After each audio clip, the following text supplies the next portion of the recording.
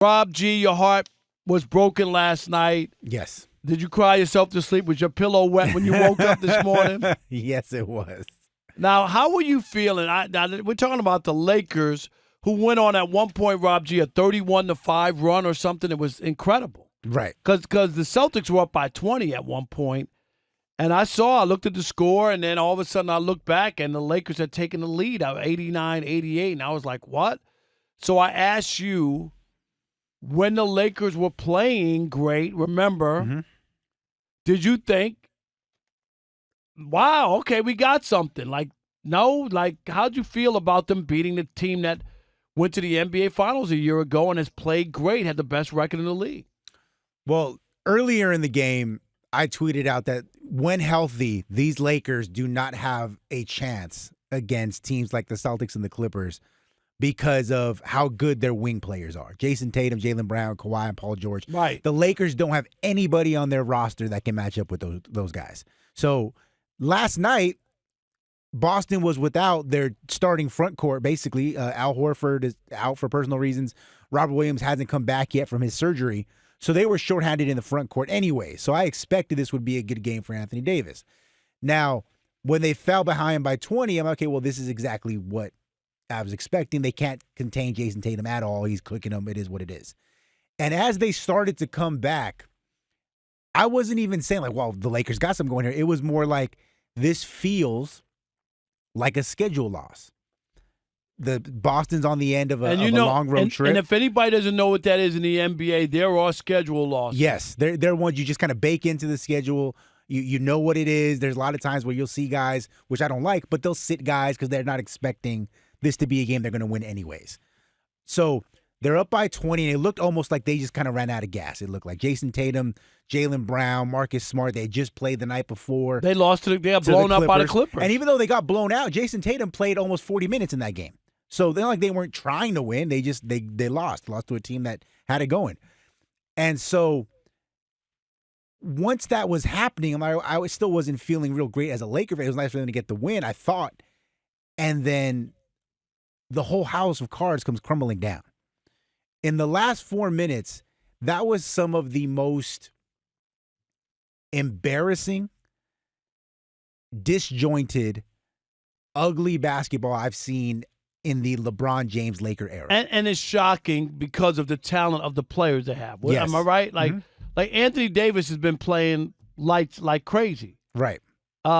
Westbrook has played much better since he went to the bench. Yes. And you have LeBron James. There's no reason that they shouldn't be able to close out a game. It's not like you got some jittery young kids who can't stand the pressure. You know what I mean, Rob G? Turn the ball over, and the other team gets easy baskets on the other end. That's not what this is. That's not what happened at all. And everybody today has been pointing out the Anthony Davis missed free throws at the end. And he's done this before, though. Because he did it last week against Philadelphia. So I get it. I understand.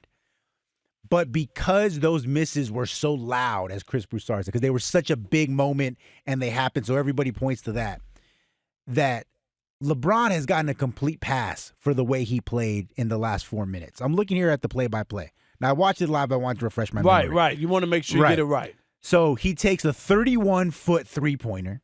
What was the score at that point? At that point, they're up by 13, right? Okay. It's just not necessary, yeah, it doesn't right? Need it. You don't need it. That was one of those like kill shots that you don't need to have. And LeBron hasn't been shooting the ball well this season anyways. On the other end, Grant Williams, who LeBron was guarding, gets a three-pointer. All right, so they're down by 10. It is what it is. LeBron inbounds the ball to Marcus Smart.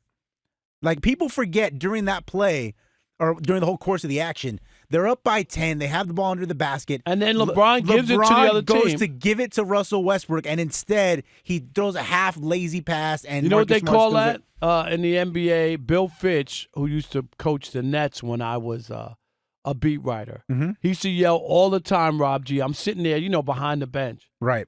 No maybe passes. Maybe it'll get there, maybe it won't. And that's really a great way of saying it. Right. No maybe passes. Right. Go ahead. Yeah, and so, turns the ball over. Now all of a sudden it's an 8-point game. And you get down to the last minute or so. They're still up by 7. I don't understand how you find a way to blow this game. LeBron James pull up 26-foot 3-pointer, brick. On the other end, Celtics are running their action. You don't need that three there. You don't need it. LeBron is so, I don't know if he's tired, if he's gassed, or he's just been doing this throughout the whole season anyways. They're running action with Boston, and rather than LeBron switching or going to guard somebody, he stands exactly where he's at, kind of pushes, I believe it was Troy Brown Jr., like, oh, you go get that guy, rather than me follow him or me switch. And then, of course. And then he's wide open, 3-pointer. Next you know, it's a 2-point game. And that leads to Anthony Davis missing the 2 free throws. Then, after he misses the free throws, the Lakers are still up by 2. Jason Tatum gets LeBron James on an isolation, doesn't call for a screen, doesn't call for any action, goes right at LeBron, puts him in the spin cycle, ties the game. For whatever reason, LeBron James says, I got to go back and get this one. I'm going to come down the court. I'm going to dribble to my legs 17 times. I'm not going to go towards the basket. Right. I'm not going to pass the ball to Anthony Davis, who's been our best offensive player all season. No, I'm going to do hero ball. For a 27-foot step-back 3-point jumper. Like, the Lakers did everything wrong. As much as they did everything right in the third quarter and the start of the fourth quarter. Right. The last 4 minutes, their clutch time was embarrassing. And that's why I think the Lakers blew this one more so than what the Celtics wanted. Yeah. And I look at this, a win like this, I believed, and I told you, remember yesterday I said like that take your kids' college money and bet on the Celtics. Right. Because I get the schedule loss and that they played the night before and they had lost. Where did they lose the night before that?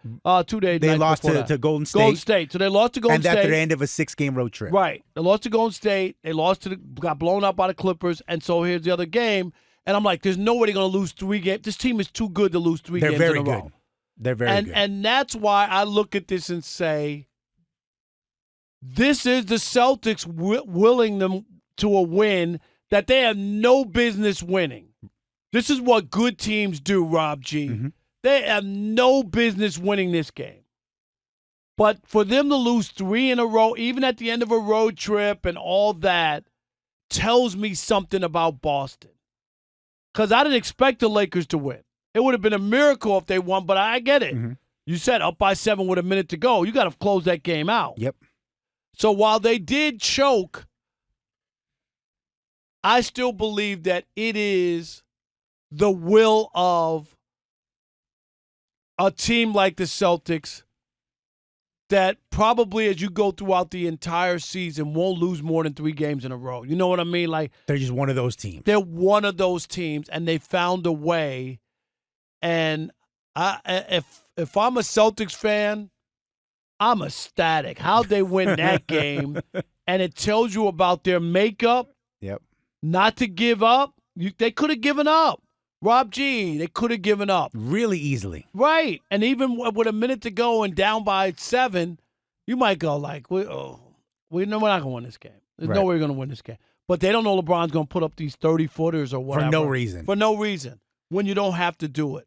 Well, along that line of thought, Rob, do you think this is one of those situations, and we've seen it before in the NBA specifically, but in other sports, you know, I mentioned the Spurs when they came back and beat the Heat in the finals, the Lakers when they came back and after they lost to the Boston, they blew out the Magic the next season in the finals. Do you think this is one of those times where Boston losing the way they did in the finals lit a fire under them that you cannot really duplicate without it? It could be. I know what you mean, yeah, where they have such a bad taste in their mouth.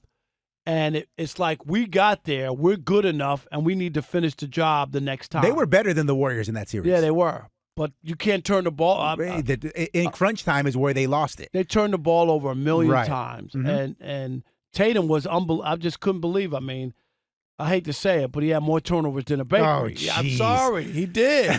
He said the No, Kawhi, that wasn't funny again. Yes, it is. It's always fun. Alex knows. Come on. Anytime I can get the bakery joke in there, Alex is going to be cool with it. But anyway, my point is, I saw the resiliency of the Celtics last night, and they won that game more than it was that the Lakers choked. They won it because they stayed the course. They played through the game was over. They never gave up. They never felt or didn't believe that they could win. That's how you win games like that, Rob G. Sure, the other team has to do stuff, right? Right. To put you in position. But just because LeBron misses a 30-foot three doesn't mean you're going to make a basket or make your three at the other end. Do you see what I'm saying? Yeah. Like, you could have made that and then come down and miss their three. And you don't win that game. I see what you're saying. And you know what? Something else, Rob, I know we're up against it. We got to get to the calls here in a minute. I'll never admit this publicly. It's just me and you talking. There's nobody's listening. Nobody listens to this show. But part of me was feeling really good watching what Boston did there at the end, because Jason Tatum is, of course, a future Laker. Oh, there you go. So knowing that that's coming in a couple of years. I knew that was coming. You know, when you see a guy like that put on a show, it just makes you feel good knowing that in a couple of years he'll be on your team. Yeah, I figured that. Keep dreaming.